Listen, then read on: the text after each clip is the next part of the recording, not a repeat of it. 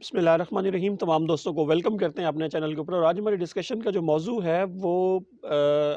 آج ہم ڈسکس کریں گے کہ ایف بی آر نے کلاس 78 اور کلاس 79 کے تحت جتنے بھی نان ریزیڈنٹ پاکستانیز ہیں ان کو یہ ایک آپشن دی تھی. کلاس 78 کے تحت اسٹیٹ بینک آف پاکستان نے ایک اسکیم انٹروڈیوس کرائی تھی کہ جس میں اگر نان ریزیڈنٹ پاکستانیز جو ہیں وہ فورن اکاؤنٹ اوپن کرتے ہیں، فورن ریمیٹنس وہاں پہ ڈپازٹ کراتے ہیں، اور اس کے اوپر جتنا بھی وہ پروفٹ آن ڈیٹ جو ہے وہ ارن کریں گے ان اکاؤنٹس کے ڈپازٹس کے اوپر، ان کے اوپر ایگزمپشن ہوگی ٹیکس کی. اس کے علاوہ کلاس 79 کے تحت جو ہے وہ ایک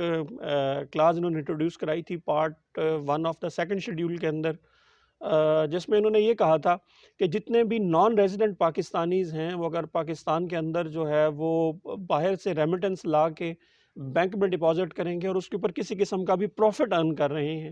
اور تو ان کے جتنے بھی پروفٹس ہوں گے ان کے اوپر کسی قسم کا ٹیکس جو ہے وہ لاگو نہیں ہوگا. جیسا کہ آپ جانتے ہیں کہ جو سیکشن 7 بی ہے اور سیکشن 151 ہے، اس کے تحت جتنا بھی آپ بینکس کے اندر آپ کو ڈپازٹس پڑے ہوتے ہیں اس کے اوپر جو ہے وہ پروفٹ آن ڈیٹ کے اوپر اگر آپ فائلر ہیں تو فائلر ہونے کی صورت میں 15% ٹیکس ہوتا ہے، اور اگر آپ نان فائلر ہیں تو اس صورت میں 30% کا جو ہے وہ ٹیکس ریٹ جو ہے وہ آپ سے چارج کیا جا رہا ہوتا ہے. اب سوال یہ ہے کہ ان دونوں کلازز کے تحت آپ کو ہر قسم کا جو ٹیکس ہے وہ تو آپ کو ایگزمپشن ہے اس ٹیکس کے اوپر ان دونوں کلازز کے تحت، لیکن اب مسئلہ یہ ہے کہ بینک تو پھر بھی آپ سے 15% یا نان فائلر ہونے کی صورت میں 30% کا جو ٹیکس ریٹ ہے وہ آپ کو چارج کر رہے ہوتے ہیں. تو اب بچا کیسا جا سکتا ہے کہ یہ جو ٹیکس آپ کو بہت زیادہ پڑ رہا ہے؟ تو اس صورت میں ایک صورتحال جو ہے وہ یہ ہو سکتی ہے، جیسا کہ آپ جانتے ہیں کہ بینک جو ہے وہ ایک ود ہولڈنگ ایجنٹ ہے، اور ود ہولڈنگ ایجنٹ جو ہے وہ گورنمنٹ کی طرف سے پابند ہوتا ہے کہ جو بھی وہ ڈسبرسمنٹ کر رہا ہوتا ہے اس صورت میں اس نے جو ٹیکسز ہوتے ہیں وہ ود ہولڈ لازماً کرنے ہوتے ہیں. تو اب ظاہر ہے بینک جو ہے وہ ڈائریکٹلی اس کلاز کی موجودگی میں، اور یہ کلاز ان پلیس ہے 1 جولائی سے آن ورڈ کے لیے، تو اس صورت میں ظاہر ہے آپ کو کسی قسم کا جو ہے وہ بینیفٹ نہیں دے رہا ہوگا. تو اس بینیفٹ کو حاصل کرنے کے لیے جو آپ کے پاس ایک طریقہ کار بچتا ہے میری انڈرسٹینڈنگ کے مطابق، وہ یہ ہے کہ آپ سیکشن 159 کے تحت جو ہے وہ آن لائن جو ہے وہ ایگزمپشن اپلائی کریں گے. آپ جتنے بھی آپ کے پاس اس پورا جو ایویڈنس ہوگا کہ آپ نان ریزیڈنٹ ہیں تو اس صورت میں آپ اپنے آپ کو پروف کریں گے کہ آپ نان ریزیڈنٹ ہیں، اور اس کے علاوہ آپ نے جتنے بھی ڈپازٹ جو ہے اس اکاؤنٹ کے اندر رکھے ہوئے ہیں وہ ایکسکلوسیولی آپ نے فارن ریمیٹنس کے تھرو لا کے یہاں پہ ڈپازٹ کرائے ہیں. تو یہ گارنٹی جو ہے وہ آپ اپنے رسپیکٹو کمشنر کو اپلیکیشن دیں گے، اس کے ساتھ یہ پروف کریں گے، اور پروف کرنے کے بعد سیکشن 159 کے تحت جو ہے وہ آپ ایک ایگزمپشن کا جو ہے وہ وہاں سے سرٹیفکیٹ لیں گے اور وہ آپ پریزنٹ کریں گے اپنے بینک کو، جس کے بعد جو ہے وہ آپ کو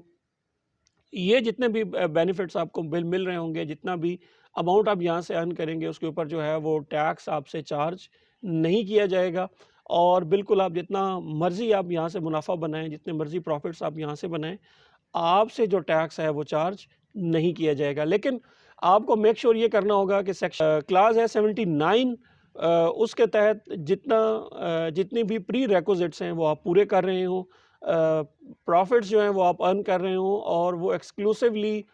فارن ریمیٹنس کے تھرو ہو، آپ کا اپنا جو ریزیڈینشل سٹیٹس ہے وہ نان ریزیڈنٹ ہو، اور اس کے بعد آپ نے یہ ساری چیزیں اپنے رسپیکٹو کمشنر کو پروف کرنی ہے. یہ سارا کام آن لائن اپلیکیشن کے تحت بھی آئرس میں کلاس سیکشن 159 کی جو اپلیکیشن ہے اس میں جو ہے وہ 151(7)B کی جو ہے وہ ایگزمپشن اپلائی کر کے آپ سرٹیفکیٹ حاصل کریں گے. یہ سرٹیفکیٹ اپنے بینکر کو دیں گے، اور اس کے بعد آپ سے کسی قسم کا جو ہے وہ جتنے پیریڈ کا وہ آپ کو ایگزمپشن سرٹیفکیٹ ملے گا،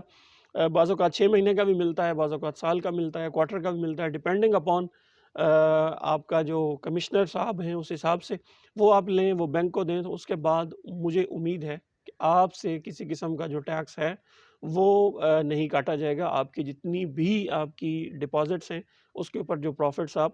ارن کر رہے ہیں. میں امید کرتا ہوں ہماری اس مختصر سی ویڈیو سے، کیونکہ ہمیں بعض اوقات نان ریزیڈنٹ جتنے بھی پاکستانیز ہوتے ہیں ان کی کالز آتی ہیں، بہت سے لوگ اس حوالے سے پوچھ رہے ہوتے ہیں، تو میں نے کہا کیوں نہ ہم ایک چھوٹی سی ویڈیو ریکارڈ کریں۔ اگر آپ کو ویڈیو پسند آتی ہے اس کو لائک کیجئے، شیئر کیجئے۔ آپ کا کوئی سوال ہے ہمیں نیچے کمنٹس میں لکھیے،